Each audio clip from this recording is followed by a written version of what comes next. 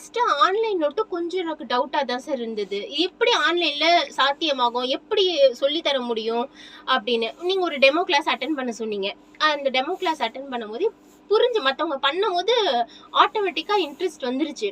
இன்னொன்னு பார்க்கும்போது இது ஒன்றும் எனக்கு பெரிய டிஃப்ரெண்ட்டாவே தெரியல. நான் அந்த நீங்க எனக்கு நேரா சொல்லி தர மாதிரியே தான் இருந்தது. ஒண்ணு நான் அப்படியே நேரா போய் என்ன கத்துப்போனோ அதே பண்ண மாதிரி தான் இருந்தது. நான் ரொம்ப எனக்கு டிஃப்ரெண்டே தெரியல சார். ஆன்லைன் ஆஃப்லைன் பிரிக்கவே தெரியல. நான் அந்த 1 மணி நேரம் அந்த கேரக்டரா வாழ்ந்தேன். அது நீங்க சொல்லி கொடுத்தது. படிக்காதீங்க, நடிங்க அப்படின்னு சொல்லுவீங்க. படிக்க கூடாது, நடிக்கிறேன்னு சொல்லுங்க. அது ஒவ்வொரு வார்த்தையும் அந்த வார்த்தைக்குள்ள அர்த்தங்கள் எல்லாமே வந்து அதை எப்படி விவரிக்கிறதுன்னு தெரியல சார். நீங்க சொல்றது கிளாஸை தாண்டி நிறைய சொல்லி கொடுத்துருக்கீங்க. அது வாழ்க்கைக்கு தேவையானது. இன்னொன்னு லேடிஸ் வந்து ரொம்ப சேஃபா எல்லாருமே நிறைய பேர் சொல்லியிருப்பாங்க, உங்களை அண்ணனா பாக்குறாங்க, அப்பாவா பாக்குறாங்க அப்படின்னு.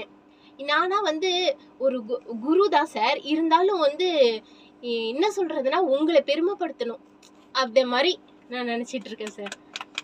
இதுவே பெருமை தான் எனக்கு. உங்ககிட்ட நிஜமாலே வந்து இந்த 1 hour வந்து கிளாஸ்னா தாண்டி உங்களை மிஸ் பண்ணுவோம் சார்.